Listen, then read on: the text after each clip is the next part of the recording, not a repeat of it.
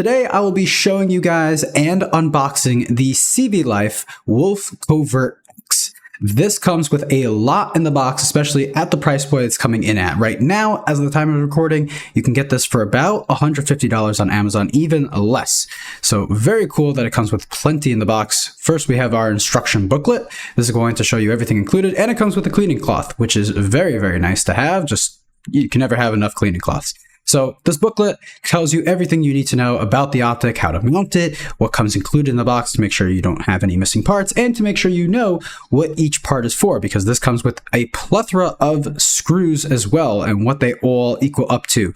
So it's nice to have that included straight from the manufacturer of how to do so, how to install your battery. All of those specifics are in here. So yeah, in this nicely packaged Ziploc bag, you're going to have all of your components, all the parts you're going to need. So you have all of your screws nicely labeled and separated so you know what you need, when you're going to need it. You can keep this stored until you actually do need to use it. But yeah, it's nicely packaged, nicely labeled as well. And then you're going to have your two Allen keys, one of which is going to be for actual mounting, and the other one is going to be for adjustments and installing the battery, which is nice that both of these come included. You can throw these in your range bag and have these on you for all times when needed. And of course, unless you're ATF, do not feed the gel to your dog. Let's throw that away. Over here, we have the mounting plates. So this comes with two different mounting plates as well as spacers, which is really, really nice. So first up, we have the Picatinny mounting plate. So this allows you to actually take the Optic, throw it straight onto a Picatinny mount, which is, in my case, exactly what I did, because I have a Ruger Mark IV and I specifically wanted to use this on there, and I'll show you guys how that looks at the end of the video as well. So yeah, this comes nicely constructed, all aluminum materials as well, I believe, and everything is solid. It should work very, very well, long lasting. You should not have any problems. So here are the spacers. This is basically in case your mounting on your particular slide is very low down. This allows you to add a little bit of space to make sure that the Optic sits very well and shouldn't have any problems, shouldn't have any space between the actual slide and the Optic itself. And then we have our mounting plate, which is for RMR and Glock MOS. So it's a 2-in-1 plate, also aluminum. All construction should work on most guns, if not all freaking guns that have RMR or Glock MOS.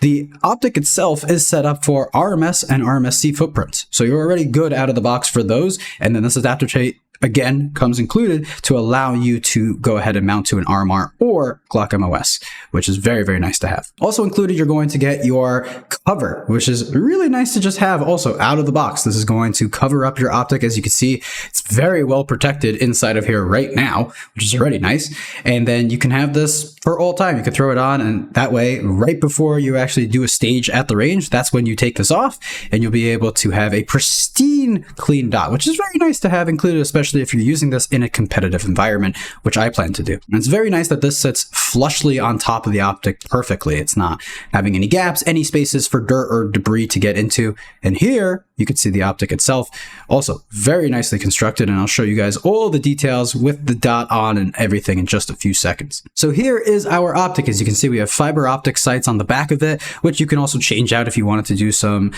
different colors or anything like that. And you can see we have this nice protective hood on the front. So if you wanted to actually wrap your slide using this Optic, you should be able to do so without any problem whatsoever. And it's a pretty nice low sitting height.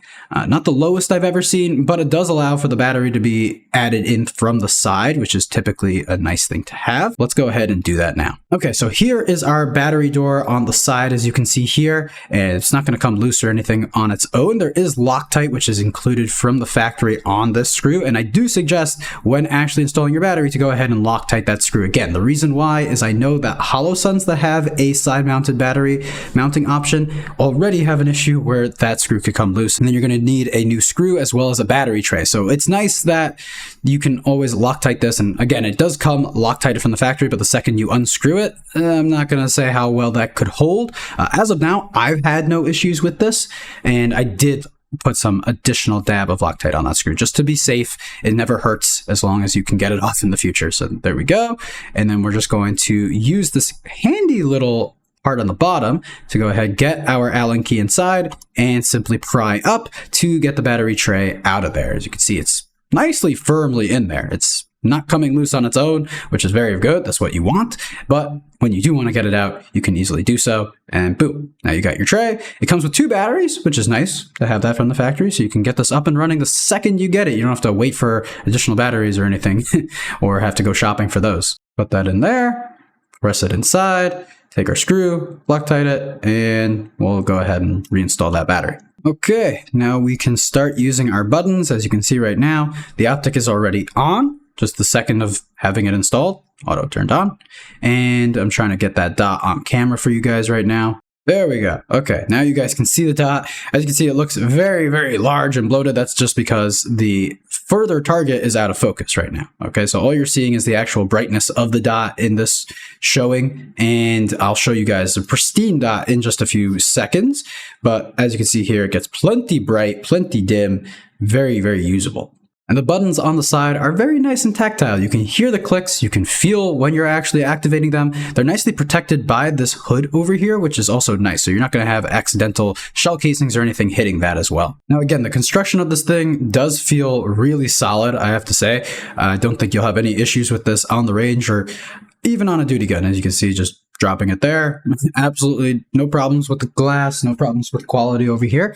I do think that it will hold its own. I wouldn't suggest running this on your daily EDC gun, just because you could get something a little bit better. But for the price point and application of what you're planning on using this for, it could be a very nice option to have. So for me, I'm going to be running this on a Ruger Mark IV, which is more of a fun gun, more of a range toy gun than it is an actual defensive gun. And so I don't need the world's top best optic on it. I need something relatively affordable, relatively that I know will run, will work, will hold zero. And that's exactly what I think this application is perfect for. Could you run this on a 9mm, even a 40? I think you definitely can. I know it's rated up until that. And it does have up to 3500G shockproofing. So that should definitely work for basically all applications. If you wanted to use this for airsoft or paintball as well, you can definitely do so. And then you're going to have plenty of options as well for reticles, dimming, etc. So here I'm activating the 32 MOA circle. So that is just an additional option to have. You can see it gets huge and it's a little blown out of picture in this case. So I'll show you guys a better comparison. And you can see it gets plenty bright, even outdoors, absolutely no problem, which is fantastic. I almost forgot to mention that the dot comes included with motion awake technology, basically shake awake. So automatically after 4 minutes of absolutely no movement, the dot will automatically turn off to conserve battery life. And then within 0.1 seconds of any shaking detected, it's going to come back on. So you won't have any problems in terms of duty usage or having the battery run out on you when you need it the most. It should automatically be saving that battery until you actually need to utilize it. And then once you actually move the gun, it should automatically come back on. But in terms of why you would want a green dot, it actually minimizes the effect of astigmatism, which I personally have, a lot of people have. It's basically about that star pattern that you might have with a dot. So I'm not sure if the camera will pick it up, but you can see here that the dot is very pristine, very, very nice. Also, apparently green is a little bit higher visibility over red. That's up to the individual user, in my opinion. And then providing far less eye strain than a red dot. I do think that that could be considered a better thing to have. Now, what I really like about this lens is the minimal amount of distortion, if any. You can see here I'm moving it around. You don't see anything in the background being moved or rebalanced or in terms of resized. It's very, very clear window, as you can see here. Absolutely no issues with that.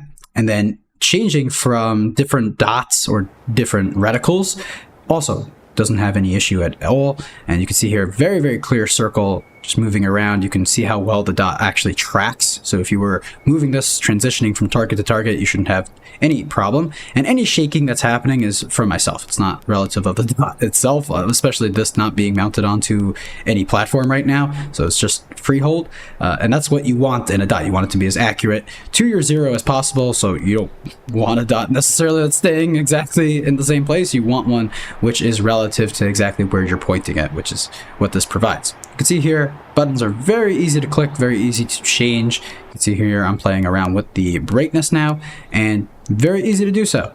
Even when this is mounted, I can say it's easy to do so, no problems there.